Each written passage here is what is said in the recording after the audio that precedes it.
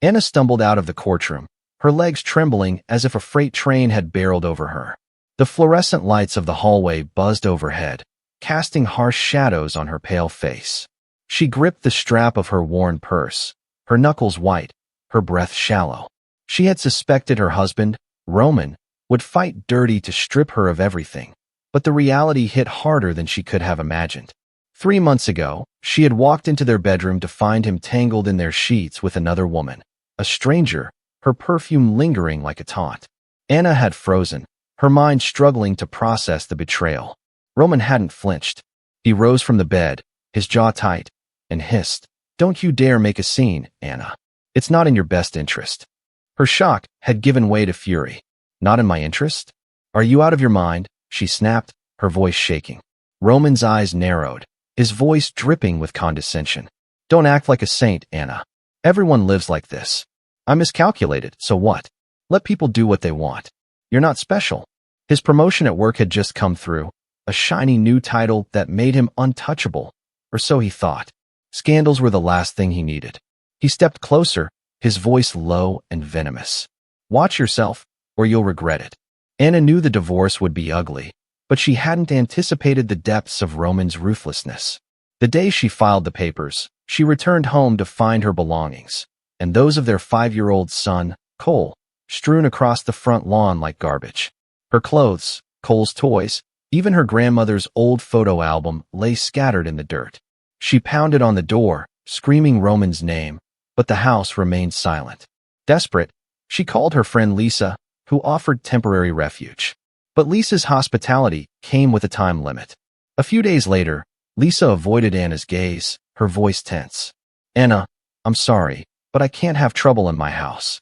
I've got kids to think about." Anna blinked, confusion clouding her mind. "Lisa, what are you talking about? What trouble?" Lisa hesitated, then spilled the poison Roman had fed her. "I ran into Roman. He told me why you're divorcing. Said you were cheating, brought home some disease. Everyone's talking about it." Anna's breath caught, her chest tightening. "Lisa, you're my friend. How could you believe that?" Lisa sighed, her eyes darting away.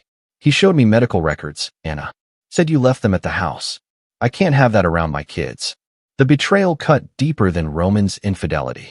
Anna didn't wait for more excuses. She grabbed Cole's hand, gathered their meager belongings, and walked out, her heart pounding with rage and humiliation. Roman had weaponized lies, painting her as a pariah. She vowed to fight, not just for herself, but for Cole. With nowhere else to go, she decided to head to their summer cabin, a modest place 40 minutes from the city. First, she needed to secure her job. Her boss, Michael, a kind-eyed man in his 60s, listened as she poured out her story.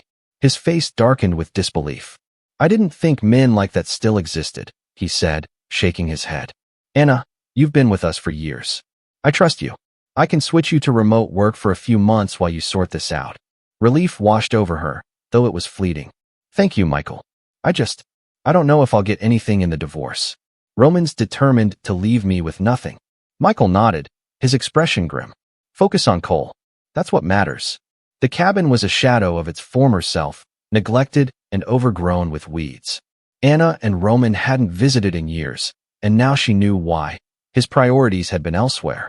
She and Cole spent days cleaning, scrubbing floors, and clearing the yard. Despite his young age, Cole worked alongside her, his small hands tugging at weeds with determination. One evening, as they sat on the creaky porch, he looked up with wide eyes and asked, "Mom, are we ever going back home to Dad?" Anna's throat tightened. "I don't think so, buddy. It's just you and me now." Cole nodded, his face serious. "That's okay. We're good together." His words broke her heart and mended it all at once. She pulled him close, hiding her tears. As the days passed, Anna noticed a chilling shift. Friends stopped calling. Messages went unanswered. Roman's smear campaign had worked, isolating her from everyone she knew. She prepared for the court hearing with meticulous care, gathering documents to prove her innocence. Medical records showing she was clean, employment verification, proof that Cole lived with her. But the courtroom was a battlefield rigged against her. The judge, a stern man with cold eyes, barely glanced at her evidence. His gaze lingered on her with thinly veiled disgust. During a recess, Anna caught him whispering with Roman and his mistress, their laughter echoing in her ears. The second half of the hearing was a nightmare. Anna sat in silence as Roman spun a web of lies, portraying her as an unfaithful, neglectful mother. She clenched her fists, grateful Cole wasn't there to hear it. When the judge announced the verdict, her stomach dropped. She was awarded half the cabin, nothing more. It was a crumb, thrown only because she and Cole had nowhere else to live. Roman smirked, his mistress clinging to his arm, their victory palpable. Anna's home, the apartment she had poured her heart into decorating, was gone forever. She stepped outside, the crisp air biting her skin. Her chest heaved as she fought back tears. She wouldn't cry, not here, not in front of him. Roman sauntered over, his voice dripping with mockery. You thought you could win, Anna? Should have played along like everyone else. She turned to face him, forcing a smile. You know what, Roman? I'm glad it turned out this way. At least now I see you for what you are, a coward. His face twisted, his eyes blazing. You'll regret saying that. Half the cabin's mine, and I'll make sure you never enjoy it. Tomorrow, I'm renting it out, to a drifter, maybe a convict. Let's see how you like sharing space with your kid there. He laughed, a cruel sound that sent a shiver down her spine. And don't think anyone will care, Anna. After what they've heard about you, they'll question if Cole's even mine. The words hit like a slap. Tears stung her eyes, but she turned and walked away, refusing to let him see her break. 3 days later, a knock at the cabin door shattered her fragile peace. A man stood there, his beard unkempt, his clothes reeking of smoke and despair. You the lady of the house? He asked, his voice rough. Name's Paul. Roman rented me half this place. Anna's heart plummeted. Roman hadn't been bluffing. The man's presence felt like a threat, his shadowed eyes scanning the cabin. She stepped back, her voice trembling. There must be a mistake. Paul shrugged, unfazed. No mistake. Got the papers right here. I'll keep to myself, don't worry. Just need a place for the summer. That night, Anna lay awake, every creak of the cabin amplifying her fear. The flimsy door separating her side from Paul's offered no comfort. She imagined him barging through, his intentions unclear. Cole slept beside her, oblivious to the danger. Anna's eyes burned with exhaustion, but sleep was a luxury she couldn't afford. Roman had drawn first blood, and she knew this was only the beginning. Anna's nights at the cabin became a battlefield of sleepless vigilance. The thin wooden door separating her half of the house from Paul's creaked with every gust of wind, a constant reminder of her vulnerability. She'd barricaded it with a chair and a stack of old books, but the makeshift barrier felt as flimsy as her nerves. Every sound, Paul's heavy footsteps, the clink of a bottle, the faint crackle of his cigarette, sent her heart racing. Cole slept soundly beside her, his small chest rising and falling, unaware of the danger just beyond the wall. Anna envied his innocence, but it also terrified her. She couldn't afford to let her guard down, not with a stranger who carried the weight of a dark past in his shadowed eyes. Paul kept to himself, mostly. She'd catch glimpses of him through the dusty window, sitting on the porch with a cigarette dangling from his lips, staring into the distance. His presence was oppressive, like a storm cloud hovering over the cabin. Anna kept Cole close, forbidding him from venturing into the yard when Paul was out there. Stay inside, buddy, she'd whisper, her voice tight. Cole would nod, his eyes wide, sensing her fear without understanding it. She hated that he had to feel it at all. 3 days after Paul's arrival, Anna's exhaustion was a physical weight. Dark circles framed her eyes, and her hands trembled as she typed reports for work. Sleep was a distant memory, stolen by the constant threat of the man next door. She'd overheard him talking on the phone once, his voice low and clipped, mentioning debts and settling scores. The words lodged in her mind like shrapnel. Was he a drifter, as Roman had threatened, or something worse? She couldn't shake the image of Roman's cruel smile as he'd promised to make her life hell. This was his doing. Paul was his weapon. Desperate for answers, Anna rummaged through the cabin's clutter, hoping to find something about the rental agreement. She found nothing but old bills and a photo of her and Roman from happier days, a relic that twisted her stomach. She tore it in half, her hands shaking with rage. Roman had orchestrated this to break her, to prove she couldn't survive without him. But she wouldn't give him the satisfaction. One morning, unable to bear the uncertainty, Anna decided to confront Paul. She waited until Cole was engrossed in a coloring book, then steeled herself and knocked on the door to Paul's side of the cabin. The silence that followed stretched her nerves taut. Finally, the door creaked open, and Paul stood there, his beard scruffier than before, his eyes narrowing as he sized her up. "What do you want?" he asked, his voice gruff but not hostile. Anna swallowed, her throat dry. "I need to know who you are. Roman sent you here, didn't he? What's your deal?" Her voice trembled, but she held his gaze, refusing to back down. Paul leaned against the doorframe, crossing his arms. "Lady, I don't know what game your ex is playing, but I'm just a guy who needed a place to crash. Paid Roman up front for the summer. That's it." He paused, his eyes flickering with something unreadable. "I'm not here to cause trouble, but I'm not leaving either. Got nowhere else to go." His words offered no comfort. Anna's mind raced. Was he lying? His rough appearance and vague answers only deepened her suspicion. "If you're not trouble, then tell me why you're here," she pressed. "What's with the late-night calls? The talk about debts?" Paul's jaw tightened, and for a moment, she thought he might snap. Instead, he let out a dry laugh. "You're paranoid, aren't you? Those calls. Just me trying to get my life back together. I'm not your enemy, Anna. Your ex, though, he's another story." She didn't trust him, but his words about Roman rang true. She nodded curtly and retreated to her side of the cabin, her heart pounding. That night, she double-checked the barricade and slept with a kitchen knife under her pillow, its cold handle a grim reassurance. The next morning, Anna woke to an eerie silence. The cabin felt too still, the usual morning sounds absent. Panic surged through her as she realized Cole wasn't beside her. She bolted upright, her eyes darting to the open front door. Her breath caught, a scream trapped in her throat. She stumbled outside, her bare feet slipping on the dew-slick steps, and froze. There, in the yard, Cole was laughing, kicking a soccer ball with Paul and a few neighborhood kids. The scene was so jarringly normal it disoriented her. Cole's face lit up with joy, a rare sight since the divorce. Paul glanced her way, his expression unreadable, and tossed the ball into the air. 10-minute break. "Boys," he called, striding toward her. Anna's legs buckled, and she sank onto the porch steps, her hands trembling. Paul crouched beside her, keeping his distance. "We need to talk," he said, his voice low. "You're scared of me, and I get it. But you don't need to be. I'm not what you think." She stared at him, her fear warring with exhaustion. "Then what are you?" she demanded.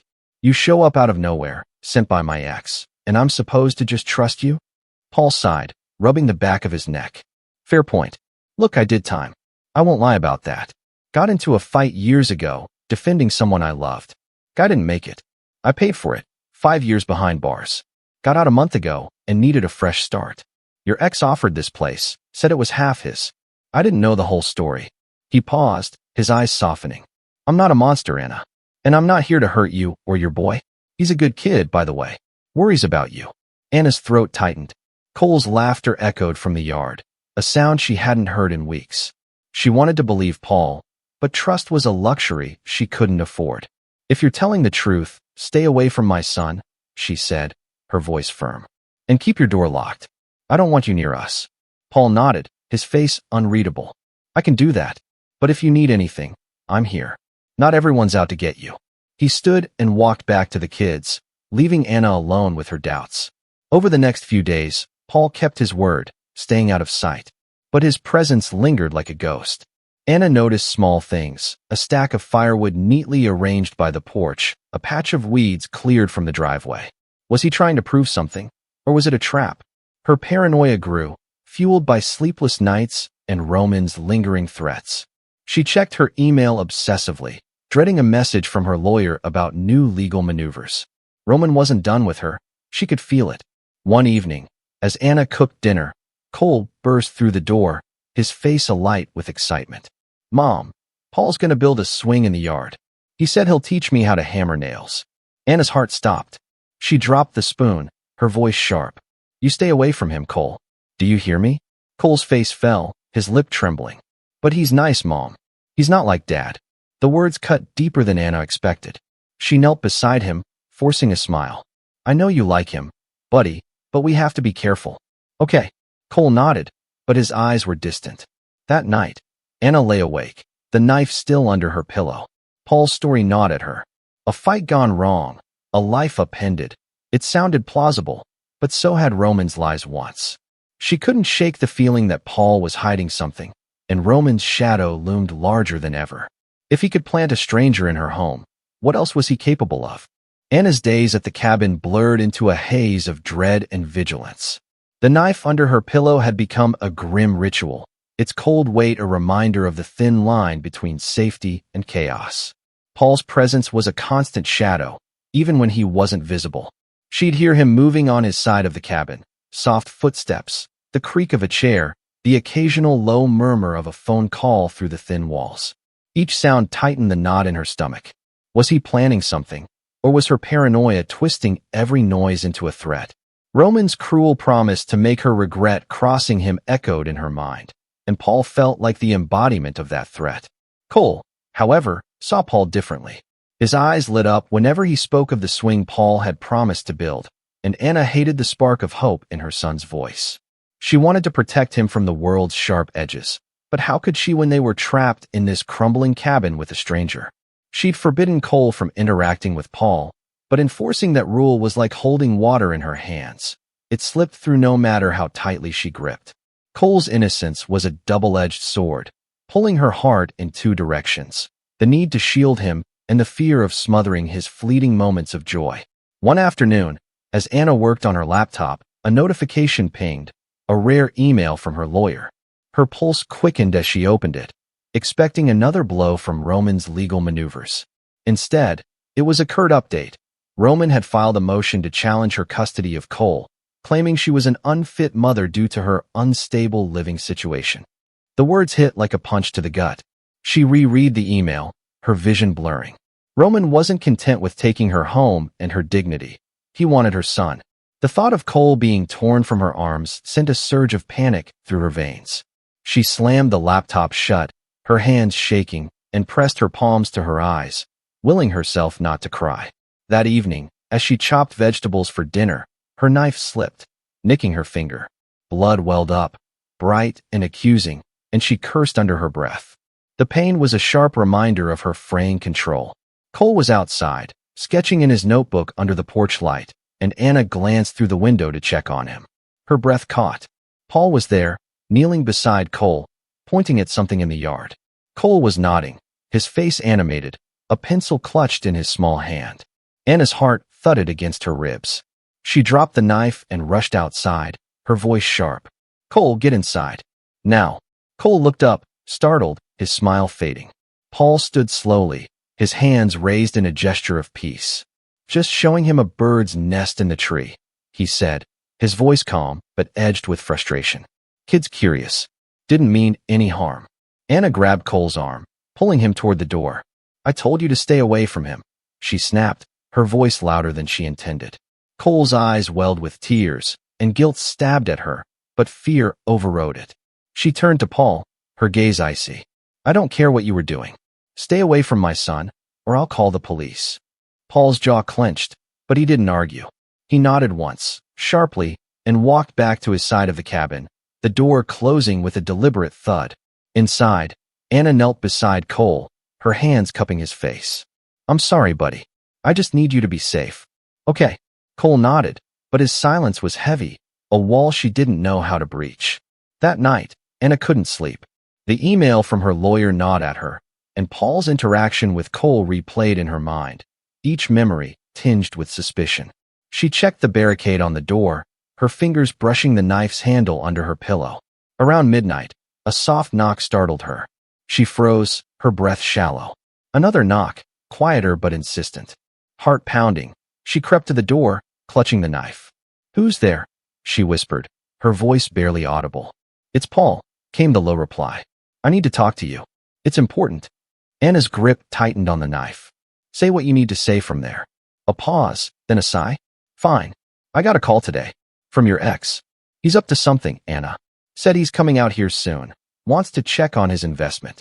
I don't know what he's planning, but it didn't sound good. Thought you should know." Her stomach churned. Roman here? The thought of him invading this fragile sanctuary was unbearable. "Why should I trust you?" she asked, her voice trembling. "You're his tenant. For all I know, you're in on it." Paul's voice hardened. "I'm not his errand boy. I paid for this place fair and square." But I've seen guys like him before, think they own the world. He's not done with you, and I don't want to be caught in the middle. Just watch your back." The words hung in the air, heavy with warning. Anna didn't respond, and after a moment, she heard Paul's footsteps retreat. She sank to the floor, the knife clattering beside her. Roman's shadow loomed larger than ever, and Paul's warning only deepened her unease. Was he trying to help, or was this another layer of manipulation? She couldn't tell anymore. The next morning, Anna drove to town to meet her lawyer, leaving Cole with a neighbor she barely trusted. The meeting was a blur of legal jargon and grim realities. Roman's custody challenge was gaining traction, backed by falsified documents and character witnesses, people Anna once called friends. Her lawyer's advice was blunt: gather more evidence, prove her stability, and prepare for a fight. On the drive back, her mind raced. She needed to protect Cole, but the cabin felt less like a refuge and more like a trap with every passing day. When she returned, the yard was quiet, but something felt off. The air was too still, the cabin too silent. She called for Cole, her voice echoing unanswered. Panic clawed at her chest as she searched the house, finding his notebook abandoned on the porch. Her eyes darted to Paul's side of the cabin, the door slightly ajar. Fear surged, but so did resolve. She grabbed the knife from her room and approached the door, her heart hammering. "Paul," she called, her voice sharp. "Where's my son?" The door swung open, and Paul stood there, his face pale. "He's not with me," he said quickly, stepping aside to show his empty room. "I saw him playing out back an hour ago. I swear, Anna, I didn't touch him." Her knees buckled, the knife trembling in her hand. Cole was gone, and the world seemed to tilt beneath her feet. Roman's threat echoed in her mind, and Paul's warning felt like a prophecy. Had her ex made his move, or was the danger closer than she feared? Anna's world narrowed to a single, suffocating point. Cole was gone. The knife trembled in her hand as she stood in the doorway of Paul's side of the cabin, her eyes scanning the sparse room for any sign of her son. Paul's face was taut, his hands raised as if to ward off her accusations. "I told you, Anna, he was out back," he repeated, his voice steady but urgent. "I didn't touch him. I swear it." Her chest heaved, panic clawing at her throat. "Then where is he?" she shouted, her voice cracking. The open front door mocked her, a gaping wound in the cabin's fragile safety. She pushed past Paul, ignoring his protests, and stumbled into the yard. The late afternoon sun cast long shadows, turning the overgrown grass into a maze of dark patches. "Cole!" she screamed, her voice echoing off the trees. No answer came, only the rustle of leaves in the breeze. Paul followed her, his boots crunching on the gravel. "Anna, listen to me. I saw him playing near the old oak tree, maybe 20 minutes ago. He was with those kids from down the road. They might have gone into the woods." The woods. The word sent a chill down her spine. The forest behind the cabin was dense, a tangle of pines and underbrush that stretched for miles. Cole was only 5, small and trusting, unaware of the dangers lurking in the world. Anna's mind raced with images of him lost, hurt, or worse, taken. Roman's threat to challenge her custody loomed like a specter. Had he orchestrated this? Had he sent someone to snatch Cole while she was in town, distracted by legal battles? The thought was a knife to her gut. She turned to Paul, her eyes blazing. "If you know something, you tell me now," she demanded, brandishing the knife without thinking. "Did Roman put you up to this? Is this part of his plan?" Paul's face hardened, but he didn't flinch. "Put the knife down, Anna. I'm not your enemy. I don't know where your boy is, but I'll help you look. You're wasting time." His words cut through her panic, if only slightly. She lowered the knife, her hand shaking, and nodded.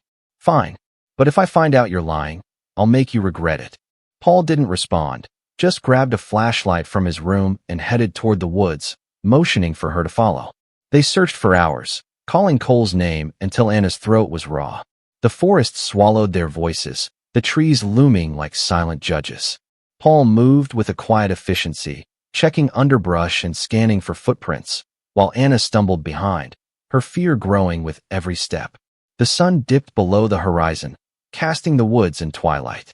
Her mind churned with worst-case scenarios. Cole injured, Cole lost, Cole taken by someone Roman had hired to torment her further.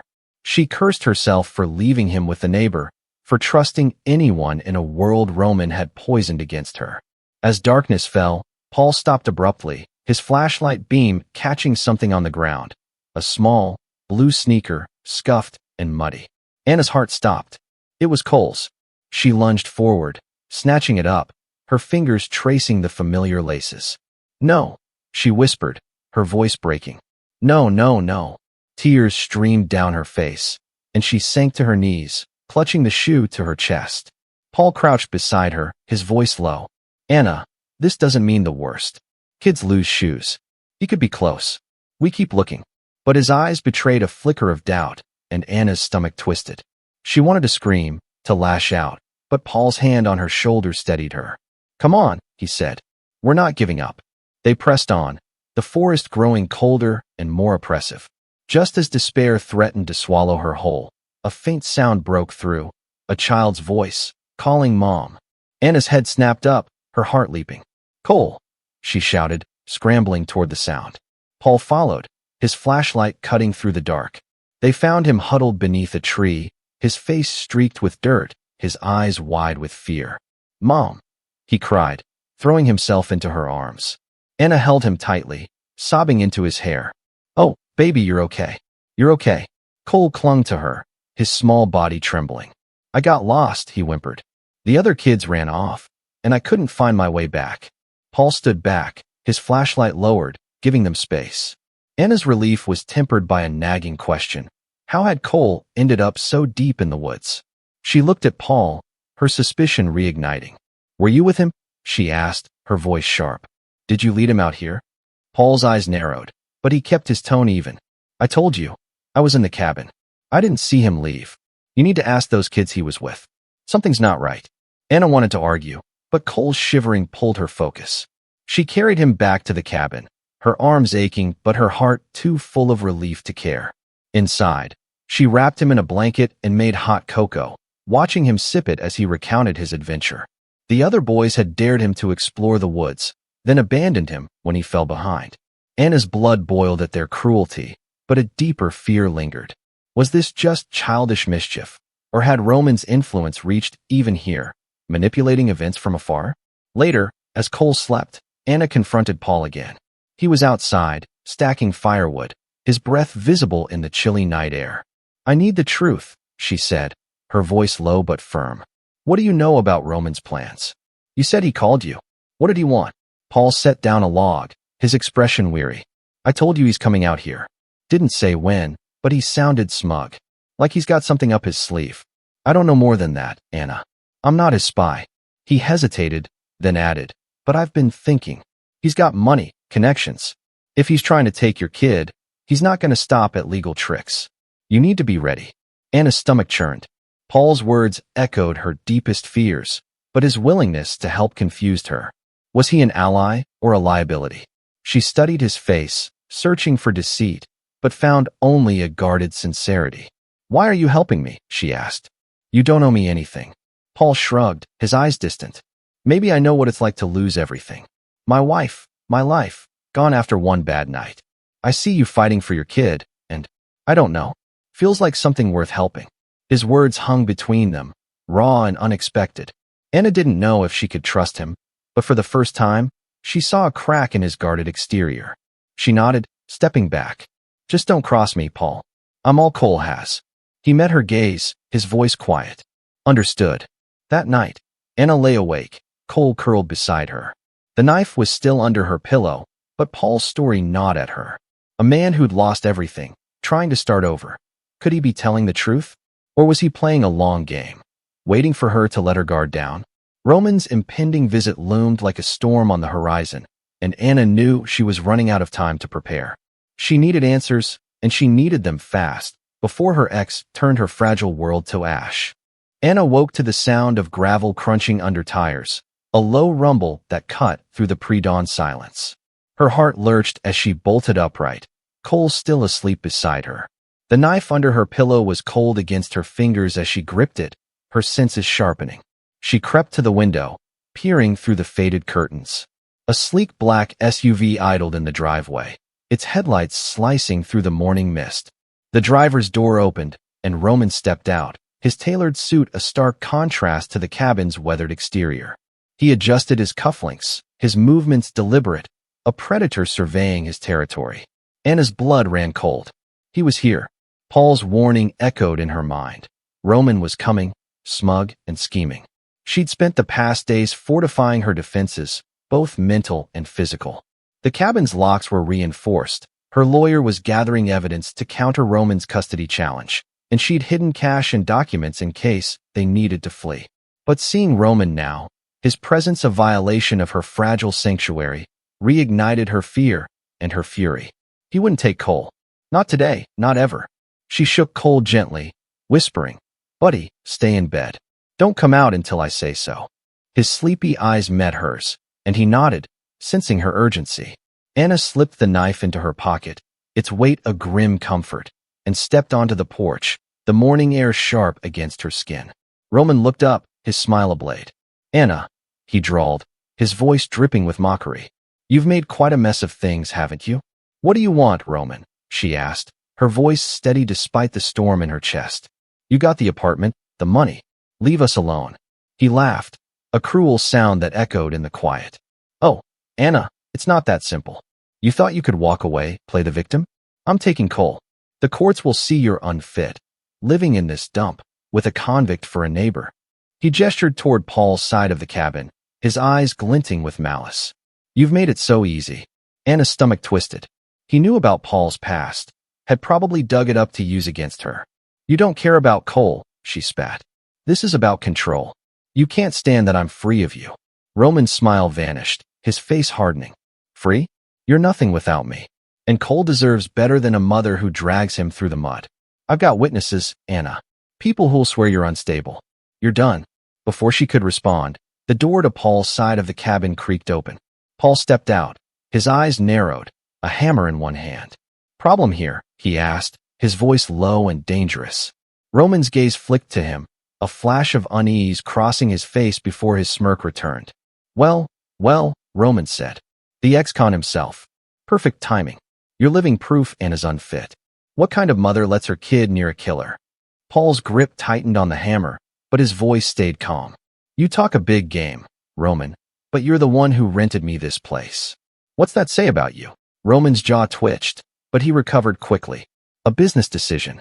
Unlike Anna, I don't let emotions cloud my judgment. Now step aside. This is between me and my wife." "Ex-wife," Anna corrected, stepping forward. "And you're not taking my son. Get off my property, or I'll call the sheriff." Roman's eyes darkened, and he took a step closer, his voice a hiss. "You don't get to make demands, Anna. I've got friends in high places. One call and Cole's mine. Or maybe I don't wait for the courts. Maybe I take him now." The threat hung like a noose. Anna's hand slid into her pocket, fingers closing around the knife. Before she could act, Paul moved, positioning himself between her and Roman. "You're not touching the kid," he said, his voice a low growl. "Try it, and you'll regret it." Roman laughed, but it was forced, his eyes darting between Paul and Anna. Big words from a man who's already killed once. "You think anyone will believe you over me?" Anna's heart pounded, but Paul's presence steadied her. She pulled out her phone, her voice firm. "I'm calling the police, Roman. Get out." Roman's facade cracked, his face twisting with rage. "You're making a mistake," he snarled, but he backed toward his SUV, his eyes locked on Paul. "This isn't over, Anna. You'll pay for this." He slammed the door and sped off, gravel spraying in his wake. Anna's legs buckled, and she sank onto the porch steps, the phone trembling in her hand. Paul crouched beside her, his expression grim. "He's not bluffing," he said. "Guys like him don't stop." She nodded, her throat tight. "I know, but I'm not letting him win."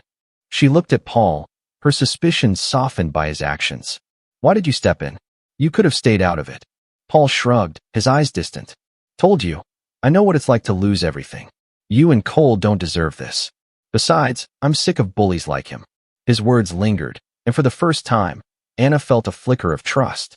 Over the next week, she threw herself into preparing for the custody battle.